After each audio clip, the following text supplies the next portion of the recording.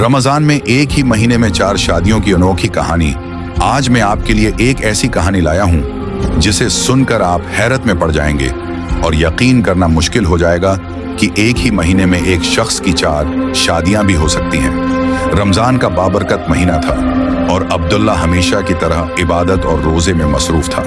वो एक सीधा सादा इबादत गुजार शख्स था जिसकी उम्र 30 के करीब थी। उसके घर वाले काफी अरसे से उसकी शादी के लिए परेशान थे, मगर वो हर बार कोई ना कोई बहाना बनाकर बात टाल देता। पहली बार उसका निकाह एक गैर मुतवक्का सूरत हाल में हुआ। एक दिन तरावीह के बाद मस्जिद से निकलते ही उसके एक करीबी दोस्त बिलाल ने उसे रोक लिया। यार, एक मसला हो गया है, मदद चाहिए। बिलाल घबराया हुआ था। खैरियत? अब्दुल्ला ने परेशान होकर पूछा। बिलाल ने बताया कि उसकी बहन का रिश्ता तय था, मगर इन वक्त पर लड़के वालों ने इनकार कर दिया। घर में कहराम मच गया था और लड़की की इज्जत बचाने के लिए फौरी निकाह जरूरी था। बिलाल ने बेहद आजिजी से कहा, अगर तुम निकाह कर लो तो हमारी इज्जत रह जाएगी। अब्दुल्ला ने दिल में सोचा कि रमजान में नेकी का इज्र कई गुना होता है और अगर वो किसी की इज्जत बचा सकता है तो ये एक बड़ी नेकी होगी। यूं वो निकाह के लिए राजी हो गया और उसी रात बिलाल की बहन आयशा से उसका सादगी से निकाह हो गया। ये सब कुछ इतनी जल्दी हुआ कि अब्दुल्ला खुद भी हैरान था, मगर उसे लगा कि शायद किस्मत ने उसके लिए यही फैसला किया। चंद दिन बाद अब्दुल्ला अपने एक बुजुर्ग उस्ताद हाजी सुलेमान के घर इफ्तारी पर गया। वो हमेशा अब्दुल्ला को अपना बेटा मानते थे और उसकी इज्जत करते थे। इफ्तारी के बाद हाजी साहब ने बातों बातों में एक अजीब बात कही, बेटा, मैं तुमसे एक वादा है लेना चाहता हूँ। जी हाजी साहब, फरमाएं।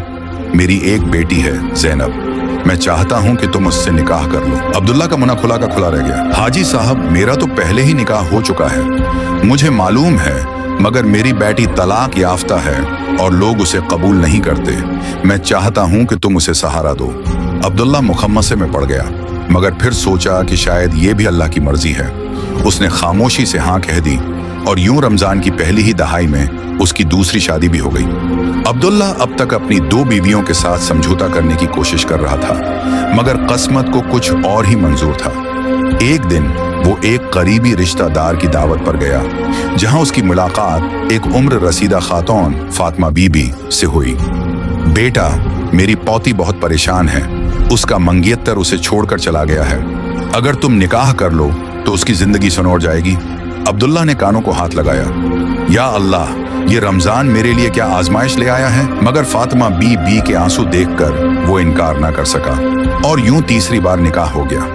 रमजान के आखिरी इशरे में अब्दुल्ला एतिकाफ में बैठा था कि एक पैगाम आया। उसके एक दौर के चचा इंतकाल कर गए थे और उनकी जवान बेवा का कोई सहारा नहीं था। खानदान वालों ने फैसला किया कि अब्दुल्ला ही उसके लिए सबसे अच्छा रिश्ता है। एतिकाफ खत्म होते ही अब्दुल्ला ने अपनी चौथी शादी भी कर ली।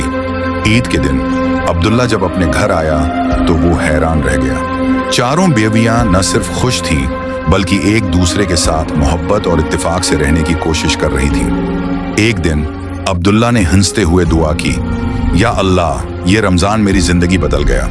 अब मुझे सब्र व इस्तिकामत अता फरमा ताकि मैं अपनी जिम्मेदारियों को बखूबी निभा सकूं। यूं रमजान का ये महीना अब्दुल्ला के लिए आजमाइश भी साबित हुआ और रहमत भी।